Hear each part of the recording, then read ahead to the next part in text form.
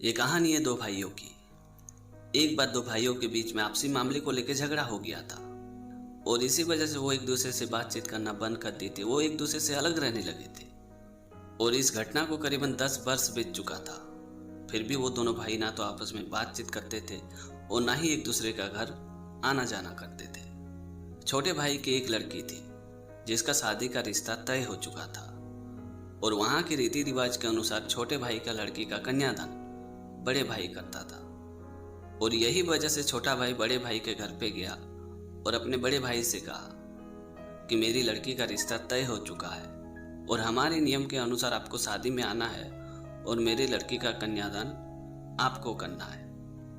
ये बात सुनते बड़े भाई ने गुस्सा करते हुए छोटे भाई से कहा कि ना तो मैं तुम्हारे घर पे आऊंगा और ना ही तुम्हारी लड़की का कन्यादान करूंगा। भले ही हमारे झगड़े को 10 साल बीत चुका है, लेकिन फिर भी तुम्हारी सारी कड़वी बातें अब भी मुझे याद है। अब तुम मेरे घर से जा सकते हो।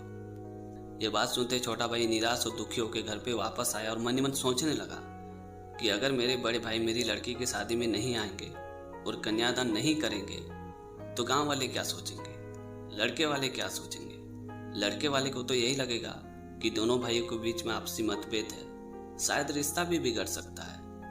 और यही सब बातें सोच सोच के छोटा भाई बहुत ही परेशान हो गया। उस गांव में एक गुरुजी रहते थे, तो छोटे भाई ने सोचा कि क्यों ना गुरुजी से थोड़ा सलाह मशवरा लिया जाए। और ये सोच के छोटा भाई गुरुजी के पास पहुंचा और गुरुजी को अपने और अपने भाई के बीच की सारी बातें बताई।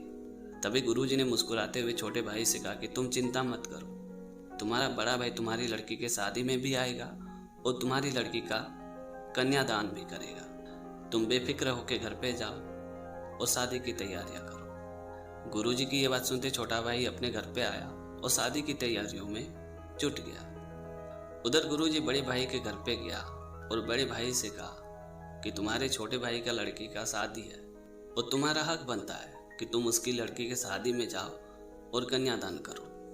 ये बात सुनते बड़े भाई ने गुस्सा करते हुए गुरुजी से कहा कि गुरुजी, आपको पता है ना कि मेरे और मेरे छोटे भाई के बीच में पिछले 10 साल से बात नहीं होती है। उसने झगड़ा करते वक्त जो कड़वी बातें बोली थी वो बातें मुझे पिछले 10 साल से अब तक याद है। तभी गुरुजी ने बड़े भाई से पूछा कि पिछले सप्ते मैंने एक सत्संग किया था, क्या तुम मेरे सत्संग सुनने के लिए आए थे?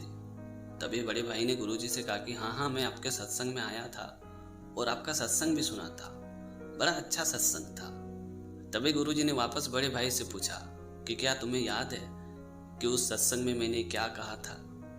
ये बात सुनते बड़ा भाई थोड़ी देर सोचने लगा और कहा कि गुरुजी, मैं आपके सत्संग में आया जरूर था, पर आपने कौन सी बातें बोली थी वो मुझे याद नहीं है। तभी गुरुजी ने गुस्सा करते हुए बड़े भाई से कहा कि पिछले 10 साल पहले तुम्हारे छोटे भाई ने तुम्हें कौन सी बेकार की बातें बोली थी वो तुम्हें अच्छी तरह से याद है, लेकिन मैंने पिछले सप्ते जो अच्छी और ज्ञान की बातें बोली थी वो तुम भूल गए। बिना वजह और बेकार की बातें जो तुम्हारे दिमाग को खोखला कर रही है वो तुम पिछले 10 साल से याद रखे हो, लेकिन जो अच्छी बातें थी, ज्ञान की बातें थी, वो तुम एक हफ्ते में भूल गए। तुम्हें शर्म नहीं आती है?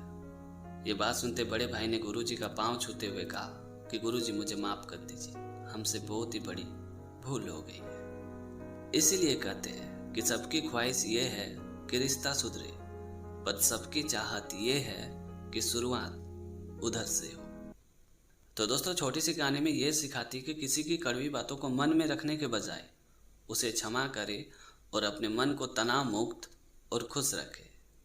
तो दोस्तों, आज की कहानी आपको कैसी लगी कमेंट करके ज़रूर बताना। और अगर आपने हमारे चैनल को अभी तक सब्सक्राइब नहीं किया तो प्लीज़ यार चैनल को सब्सक्राइब कर देना, क्योंकि इस तरह का कंटेंट मैं हमेशा अपने चैनल पे लाते रहता हूँ।